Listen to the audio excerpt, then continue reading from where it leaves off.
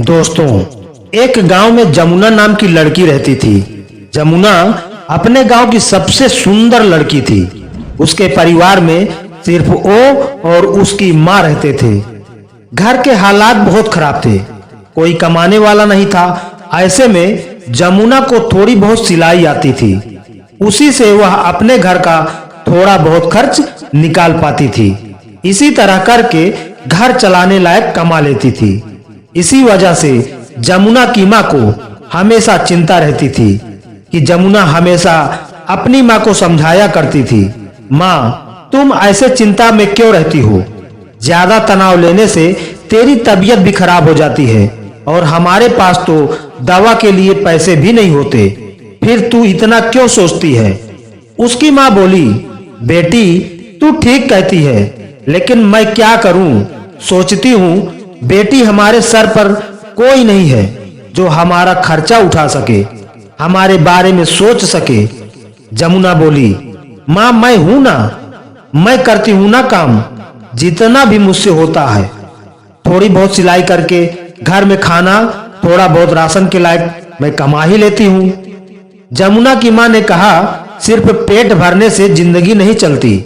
बिटिया तेरे से छोटे गांव की सारी लड़कियों की शादी हो चुकी है, एक तू ही है जो अभी तक कुंवारी बैठी है। हमारे पास दहेज देने को कुछ नहीं है, इसलिए कोई तेरे इतने सुंदर होने के बावजूद भी उससे शादी नहीं करता। बस यही चिंता मुझे खाई जा रही है। जमुना बोली, अरे माँ, भगवान ने मेरे लिए भी किसी को तो बनाया ही होगा ना। हाँ बिटिया सही बोल रही है, बस मेरी यह चिंता खत्म हो जाए। हाँ माँ, तेरी यह चिंता भी खत्म होगी। अभी चलो सो जाओ, रात बहुत हो गई है। अपनी शादी की चिंता तो जमुना को भी थी। हर कोई उसे कुंवारेपन का ताना देता था। शादी ना होने पर उसे रोजाना लोगों के ताने सुनने पड़ते थे। अगले दिन जमुना राशन लाने बाजार जा रही थी, तभी गांव के कुछ आवारा लड़कों ने उसे घेर लिया और जमुना को छेड़ने लगे।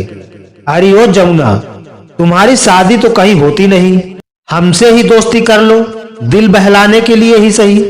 अरे तुमको सिलाई करके पैसा कमाने की भी जरूरत नहीं पड़ेगी, खर्चा भी तुम्हारा हम उठा लेंगे।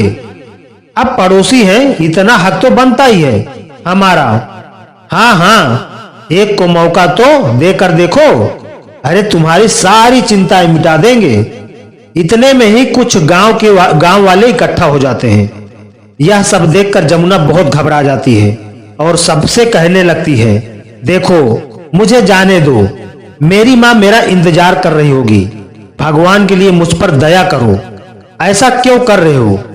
यह सब देखकर गांव की औरतें जमुना को बात बनाते हुए कहती हैं, अरे अब नारी बनने का नाटक क्यों कर रही है? जब तेरी माँ तेरी ब्याह नहीं करती तो यह लड़के तो तुझे छेड़ेंगे ही ना, इसमें इनकी क्या गलती है? तभी दूसरी औरत बोली, सही कहा भाभी, अपनी सुंदरता का फायदा उठाती है यह जमुना, ऐसे सज धज के बाहर निकलती है, लड़के तो पागल होंगे ही, और नहीं तो क्या न इसे शर्म है न इसकी माँ को। तभी तो इसकी माँ इसकी कमाई खाती है, इसलिए इसकी शादी भी नहीं करती, उल्टा बाजार भी इसी को भेजती है। सही कहा, अगर इसे बाहर नहीं भेजेगी तो लड़के लट्टू कैसे होंगे? तौबा तौबा, पूरे गांव का नाम खराब कर दिया है इन माँ बेटी ने। यह सुनकर जमुना रोने लगती है। वो लड़के उस पर हंस रहे थे और पूरे गांव की औरतें और आदमी उसे ही गलत बोल रहे थे। दूर खड़ी जमुना की माँ यह सब देख रही थी। मेरी बेटी के साथ इतना सब कुछ हो रहा है, मैं अगर इन लोगों को चुप कराने भी गई तब यह और जमुना का जीना और मुश्किल कर देंगे। नहीं, मैं अब यह सब और बर्दाश्त नहीं कर सकती, मुझे कुछ करना होगा। जमुना की माँ सीधा घर आ जाती है। जब जमुना घर आई तो रोते हुए अपनी माँ को सब सच बता देती है। यह लोग ऐसा क्यों कर रहे हैं मेरे साथ माँ? क्या जिस लड़की की शादी नहीं होती उसका समाज में रहने का कोई अधिकार नहीं होता? जमुना की माँ उसके आंसू पोंछते हुए बोली, यह दुनिया ऐसी ही है मेरी बच्ची, जितना कोई दबता है उसे उतना ही दबाया जाता है, और जिसके सर पर कोई नहीं होता उसका दुनिया ऐसा ही तमाशा बनाती है। मैंने देखा वह सब जो तेरे साथ हुआ, मैं वहीं थी बेटी। माँ, अगर तू वहां थी तो मुझे बचाने क्यों नहीं आई? क्यों उन लोगों को कुछ नहीं कहा? क्योंकि मेरे बोलने से भी उनके मुंह बंद नहीं होते बेटी, इसलिए अब मैंने सोच लिया है कि मुझे क्या करना है, तभी उन लोगों के मुंह बंद होंगे। मैं बाहर जा रही हूं, थोड़ी देर में आ जाऊंगी। लेकिन माँ, तू कहां जा रही है और कैसे होंगे इसके मुंह बंद? वापस आकर बताऊंगी बेटी, तू दरवाजा बंद कर लेना। जमुना की माँ सीधा घर से बाहर जाती है और इधर जमुना सोच में पड़ जाती है। उधर जमुना की माँ चलते हुए गांव के एक जमींदार प्रताप राज के घर जाती है और प्रताप राज के सामने हाथ जोड़कर कहने लगती है, मदद कीजिए सेठ जी, बड़ी उम्मीद लेकर आई हूं आपके पास। जमींदार ने कहा, अरे तुम यहाँ का, कहो कैसी मदद चाहिए तुमको? जमुना की माँ ने कहा, आप मेरे पति के मित्र थे, आपने हमारी बहुत बार मदद की है।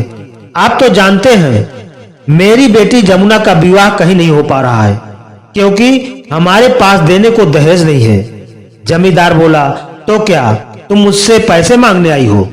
नहीं जमींदार जी, आपको याद है आपने कुछ समय पहले एक रिश्ता बताया था, मैं उसी घर में अपनी जमुना का ब्याह कराने को तैयार हूं। आप एक बार उनसे बात कर लीजिए। लेकिन तुमने तो वह रिश्ता ठुकरा दिया था, अब ऐसा क्या हो गया जो वह रिश्ता करना चाहती हो? बहुत बड़ी मजबूरी है जमींदार जी, भगवान के लिए मदद कीजिए। उन लोगों से बात कीजिए और बारात लाने को कहिए। उसके बाद जमुना की माँ जमींदार को गांव में हुई सारी बातें बता देती है। जमींदार ने सारी बातें सुनकर कहा, यह सब तो बहुत गलत हुआ जमुना बिटिया के साथ, लेकिन क्या तुमने उस रिश्ते के बारे में जमुना बिटिया को बताया है? क्या वह तैयार है इस रिश्ते के लिए? ऐसा तो नहीं कि वह रिश्ते को मना कर दे, नहीं तो मेरी बेइज्जती हो जाएगी। नहीं जमींदार जी, जमुना को मनाने की जिम्मेदारी मेरी है, आपकी इज्जत को आंच भी नहीं आएगी, आप बेफिक्र रहिए। फिर ठीक है, आज से ठीक 6 दिन बाद आ जाएगी, बाद बारात आ जाएगी, बस तुम जमुना बिटिया को तैयार रखना। आपका बहुत बहुत धन्यवाद जमींदार जी, आपकी वजह से मेरी सबसे बड़ी चिंता दूर हो जाएगी। मैं चलती हूँ, बहुत सारी तैयारियां करनी है। जमुना की माँ घर आ जाती है। उसे इतना खुश देखकर जमुना पूछती है, माँ तू आ गई? मैं कब से तेरा इंतजार कर रही थी। वैसे तू इतनी खुश क्यों है माँ, ऐसा भी क्या हो गया? जमुना की माँ बोली, हाँ बेटी, बात ही ऐसी है, मैंने तेरा रिश्ता पक्का कर दिया है। आज से पूरे 6 दिन बाद तेरी बारात आएगी, तेरी डोली उठेगी। अब देखना सबके मुंह बंद हो जाएंगे। यह सुनकर जमुना के होश ही उड़ जाते हैं। उसे तो जैसे यकीन ही नहीं हुआ। पहले यह बता माँ, बिना दहेज मांगे कोई मुझसे ब्याह करने को तैयार कैसे हो गया? क्या तू अच्छे से जानती नहीं, न गांव का कोई भी इंसान बिना दहेज के मुझसे ब्याह करने को राजी नहीं है। तू सही कह रही है बेटी, अभी तक कोई राजी नहीं था, पर अब एक इंसान है जो तुझसे बिना दहेज के भी ब्याह करेगा। तू अब अपनी माँ पर भरोसा रख, तेरे लिए सब अच्छा होगा। पर माँ, मेरा ब्याह होगा किससे? एक बार बता तो सही। जल्दी बताऊंगी, तू ज्यादा मत सोच, बस तू अब अपने ब्याह की तैयारी शुरू कर दे। इतना बोल उसकी माँ काम में लग जाती है और जमुना की तो खुशी का ठिकाना ही नहीं रहता। जमुना अपने मन में सोचती है, मैंने तो उम्मीद ही छोड़ दी थी कि कोई मुझसे ब्याह भी करेगा। हे ईश्वर, आपका बहुत बहुत धन्यवाद, अब मैं भी सिर उठा के जिंदगी जी सकती हूँ। ऐसे ही जमुना अपनी शादी को लेकर सपने सजाने लगती है। अगले दिन होते ही जमुना की माँ ने पूरा गांव इकट्ठा कर लिया और चिल्ला चिल्ला कर बोली, सुनो ऐ गांव वालों, इधर आओ। सब गांव वाले भी हैरान होते हुए आए। अरे ऐसा भी क्या हो गया बहन, सब ठीक तो है ना? चिल्ला तो ऐसे रही हो जैसे तेरी जमुना का ब्याह होने वाला है। जमुना की मां ने कहा, हाँ हाँ बताती हूँ, सब बताती हूँ। जिसने कल मेरी बेटी को जलील किया उन सब के लिए यह करारा जवाब है कि आज से 5 दिन बाद मेरी बिटिया जमुना का ब्याह है। इसलिए आप सब जरूर आना ताकि आप सबके मुंह बंद हो सके। जमुना के ब्याह की बात सुनकर तो पूरा गांव हैरान ही रह गया। सब कहने लगे, यह कैसे संभव है? भला जमुना से कौन शादी करेगा? हाँ, यह तो एक तरह का चमत्कार ही हो गया। ब्याह में जाकर देखना तो पड़ेगा ही कि आखिर जमुना से ब्याह करने को तैयार कौन हो गया है, वो भी बिना दहेज के। पूरा गांव हैरान था। तो वहीं ब्याह से एक दिन पहले जमुना ने अपनी मां से पूछा, कल मेरा ब्याह है मां, अब तो बता दे मेरा ब्याह किससे होगा? जमुना की मां बोली, ठीक है बेटी, बताती हूं, पर तुझे यह ब्याह करना ही होगा क्योंकि पूरे गांव में चिल्ला चिल्ला कर मैंने तेरे ब्याह के बारे में सीना ठोक कर बोला है, और अगर यह विवाह नहीं हुआ तो मैं मर जाऊंगी, मैं आत्महत्या कर लूंगी। जमुना की मां जो बताती है उसे सुनकर जमुना के होश उड़ जाते हैं। उसे अपने कानों पर यकीन नहीं होता। जमुना बोली, इतना बड़ा धोखा? मां, मुझसे एक बार भी पूछा भी नहीं। ये तूने सही नहीं किया मां, पर मैं यह ब्याह करूंगी, तेरी इज्जत पे आंच नहीं आने दूंगी। दुखी जमुना हालातों से मजबूर होकर अगले दिन वह शादी कर लेती है। पूरा गांव उसके दूल्हे को देखने आया तो सब लोग सोच में पड़ जाते हैं। ओ, तो इससे हुआ है जमुना का विवाह? इसकी उम्र तो ज्यादा है, यह तो बूढ़ा है। मैं भी तो सोचूं कि आखिर कौन तैयार हो गया बिना दान दहेज के ब्याह करने को। लो बताओ, इस बूढ़े से शादी कर दी, गांव की सबसे सुंदर लड़की की। तभी गांव की एक औरत बोली, अरे इस आदमी को तो मैं जानती हूँ, इसका नाम सेठ बलवंत है। इसकी पहली पत्नी की मृत्यु हो चुकी थी। इसके 2 जवान बेटे भी हैं। बड़ा बेटा नकुल जो 18 साल का है और छोटा बेटा दिलीप जो 12 साल का है।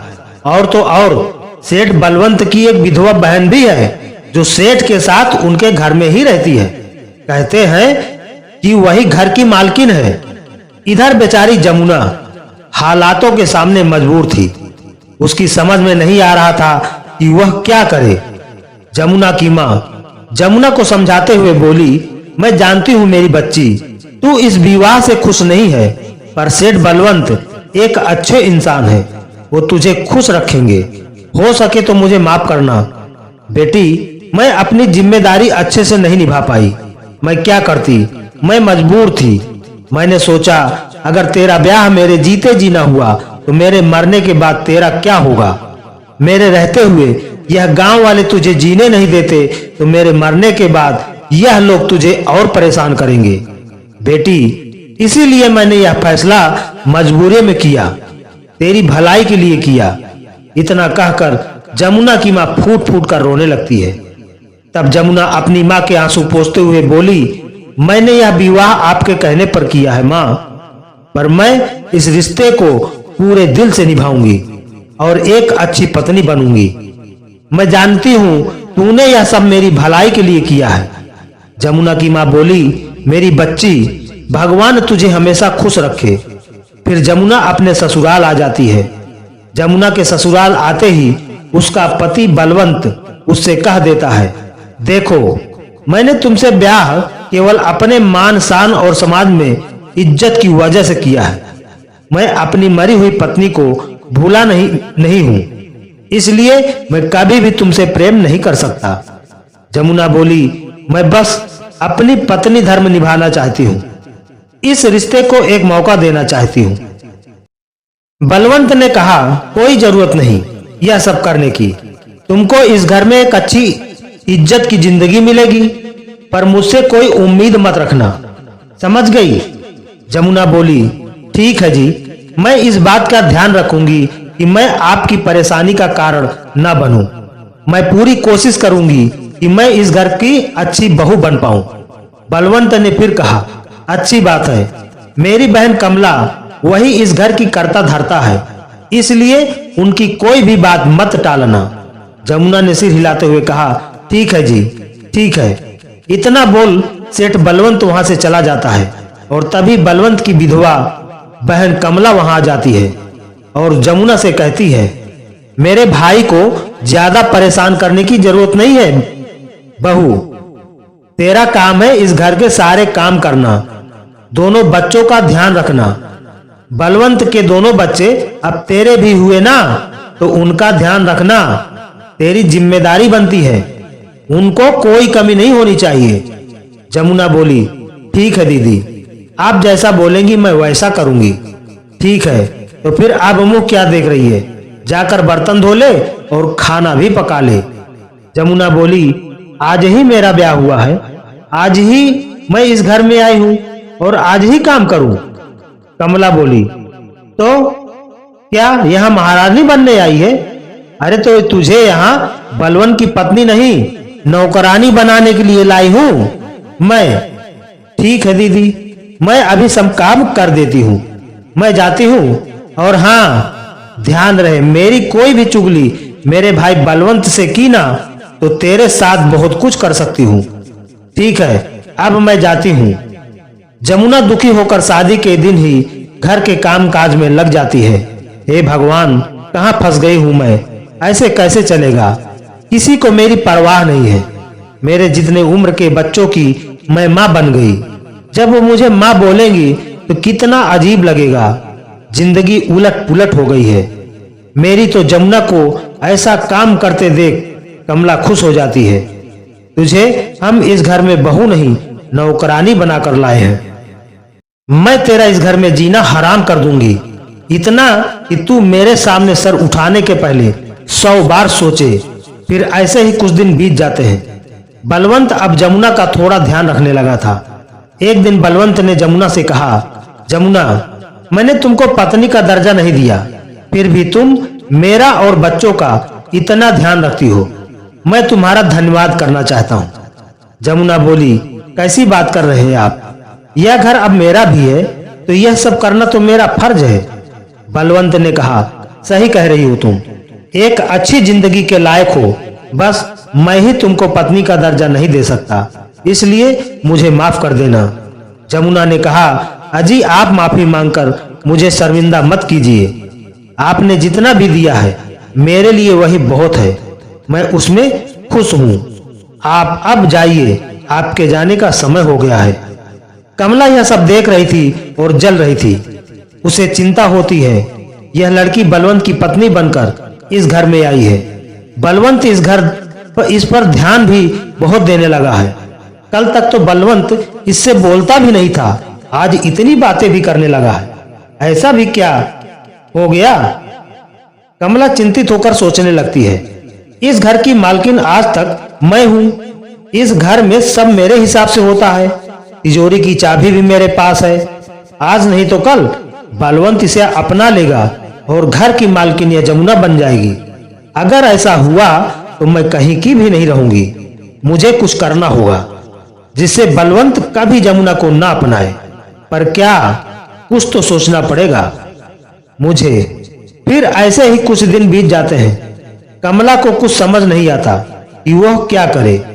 उस दिन जमुना घर का काम कर रही थी, तभी उसके पति का बड़ा बेटा नकुल कहता है, आप अकेले घर का सारा काम करती रहती हो, कोई आपकी मदद भी नहीं करता, आप बहुत थक जाती होंगी ना। जमुना बोली, थक तो जाती हूँ, पर इस घर की बहू हूं मैं, जिम्मेदारी तो निभानी ही पड़ेगी ना। नकुल ने कहा, आपको पता है, जब पिताजी की शादी की बात चली थी तब मैं चिंता में आ गया था कि पता नहीं कैसी औरत हमारे घर में आएगी, पर अब बेफिक्र हूं कि आप जैसी अच्छी लड़की मेरे पिता की जिंदगी में आई जो सबका ख्याल रखती है। यह सुनकर जमुना खुश हो जाती है। अगर ऐसा है तो यह मेरे लिए बहुत ही खुशी की बात है। मैं आगे भी कोशिश करूंगी कि मैं सबका ध्यान रख सकूं। यह तो बहुत अच्छी बात है। चलिए, मैं आपके काम में थोड़ी मदद कर देता हूं। ठीक है। कमला ने ऐसे नकुल और जमुना को बात करते हुए देखा तो वह खुश हो जाती है। समझ गई अब मुझे क्या करना है। मुझे बलवंत को यह सब बताना होगा। कमला बलवंत के पास जाकर कहती है, बलवंत, मुझे तुझसे जरूरी बात करनी है, वरना तो अनर्थ हो जाएगा। बलवंत ने कहा, हाँ दीदी बोलिए, सब ठीक तो है ना? आप परेशान दिख रही हैं। अरे बलवंत, तेरी पत्नी सही लड़की नहीं है। वह इस घर के लिए बिल्कुल सही नहीं है। वह घर का माहौल खराब कर रही है। यह आप क्या कह रही हो दीदी?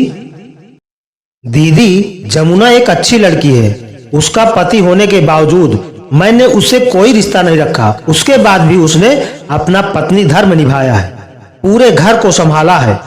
आपकी इतनी डांट सुनने के बाद, आपकी इतना परेशान करने के बाद भी वो एकदम चुप होकर सब सहती है, बच्चों का ध्यान रखती है। और क्या चाहिए? वही तो मैं कह रही हूँ। देख, तूने उसे पत्नी होने का दर्जा नहीं दिया, फिर भी वो खुश है। इसके पीछे एक बड़ी वजह है। बलवंत बोला, वजह? कैसी वजह? कमला ने कहा, वजह यह है कि वो यहाँ तेरी वजह से नहीं रुकी, बल्कि तेरे बेटे नकुल की वजह से यहाँ रुकी है। नकुल का और तेरी पत्नी जमुना का कुछ चल रहा है। बलवंत बोला, नहीं, मैं नहीं मानता। आप झूठ बोल रही हो। तुझे नहीं यकीन तो बाहर जाकर खुद ही देख ले। कमला की बात मानकर बलवंत बाहर आकर उनको देखता है। दोनों एक साथ हंस हंस के बातें कर रहे थे, जिन्हें देख बलवंत का गुस्सा फूट जाता है। इतना बड़ा धोखा मेरे साथ? नहीं, मैं यह बर्दाश्त नहीं करूंगा। इस लड़की को अपने घर से निकाल दूंगा। बहुत जल्द यह सब देखकर कमला बहुत खुश हो जाती है। अब आया ना मजा। अब यह जमुना मेरे घर में नहीं रहेगी और यह घर पहले की तरह मेरा हो जाएगा। कई दिन बीत जाते हैं, पर बलवंत का गुस्सा शांत नहीं हो रहा था। उसने कई बार नकुल और जमुना को साथ देखा और एक दिन बलवंत बर्दाश्त ही नहीं कर पाया और उसे घर से निकालकर बाहर खड़ा कर दिया। निकल जाओ मेरे घर से, तुम मुझे अपने घर में नहीं चाहिए। जमुना कहने लगी, आप मुझे घर से क्यों निकाल रहे हैं? जी, कोई देखेगा तो क्या कहेगा? बलवंत बोला, कहेगा तो कहने दो। मेरे घर में रहकर मुझसे ही गद्दारी की है तुमने। अरे, अगर मैं पति होने का फर्ज नहीं निभा पाया तो तुम मुझे धोखा दोगी? जमुना ने कहा, कौन सा धोखा जी? मैंने कोई धोखा नहीं दिया। भले ही आपने मुझे पत्नी का दर्जा नहीं दिया, पर मैंने अपने पत्नी होने के सारे फर्ज निभाए हैं। सच जानना चाहते हो तो सुनो, अगर मैं पति नहीं बन पाया तो तुमने मेरे बेटे नकुल को अपने प्रेम के जाल में फंसा दिया। सोचा होगा मैं तो इतनी सुंदर हूं, मेरे प्यार के जाल में फंस ही जाएगा। यह सुनकर तो जमुना के होश ही उड़ जाते हैं। यह आप क्या बोल रहे हो जी? भले ही नकुल मेरी उम्र का है, पर रिश्ते में वह मेरा बेटा ही लगता है। उसके बारे में मैं ऐसा कुछ भी नहीं सोच सकती। झूठ मत बोलो। मैंने खुद देखा है तुम दोनों को साथ में हंसते हुए, बातें करते हुए, साथ में काम करते हुए। तुमने क्या सोचा कि तुम यह सब करती रहोगी और मुझे कुछ पता नहीं चलेगा? जाओ, निकल जाओ मेरे घर से। यह सब सुनकर जमुना को बहुत दुख होता है और मायूस होकर कहती है, मेरी शादी आपसे मेरी माँ ने करवाई थी, बिना मेरी मर्जी के, क्योंकि आप मेरी उम्र से ज्यादा बड़े हैं। पर मैंने भी अपनी माँ की इज्जत रखने के लिए यह ब्याह कर लिया था। उसके बाद आपने मुझे पत्नी मानने से मना कर दिया था, फिर भी मैंने दिल से यह रिश्ता निभाया बिना किसी खोट के। आपकी बहन कमला ने मेरा दिन रात जीना हराम कर दिया, फिर भी मैंने यह रिश्ता निभाया और कोई शिकायत नहीं की। और सिर्फ आपका बेटा था नकुल, जिसने मेरा सगा बेटा ना होते हुए भी मुझे माँ की तरह इज्जत दी, और आपने उसको लेकर मुझ पर इल्जाम लगा दिया। यह आपने सही नहीं किया। यह मैं बर्दाश्त नहीं करूंगी, इसलिए मैं चली जाऊंगी। इस घर को छोड़कर मैं चली जाऊंगी। इतना बोलते ही नकुल वहां आ जाता है और कहने लगता है, पिताजी, आपने माँ पर शक भी कैसे किया? अरे, आपके लिए इनसे अच्छा कोई और हो ही नहीं सकता। और आपने सोच भी कैसे लिया कि मैं अपनी माँ पर गंदी नजर रखूंगा? बलवंत ने कहा, कैसे मानूं तुम दोनों की बात, और क्यों? नकुल बोला, पिताजी, मैंने सुना था बुआ को एक पड़ोसन से बात करते हुए। उन्होंने ही आपको गलतफहमी में डाला है। यह सब उन्होंने माँ को घर से निकलवाने के लिए यह साजिश रची है। यह सब सुनकर बलवंत हैरान हो जाता है और साथ ही उसे अपनी गलती का एहसास होता है। बलवंत जमुना के सामने अपने हाथ जोड़कर कहता है, मुझसे बहुत बड़ी गलती हो गई जमुना, जो मैंने तुम पर शक किया। मैं समझ गया हूँ कि यह सब मेरी बहन कमला ने किया है ताकि वह इस घर में मालकिन बनी रहे।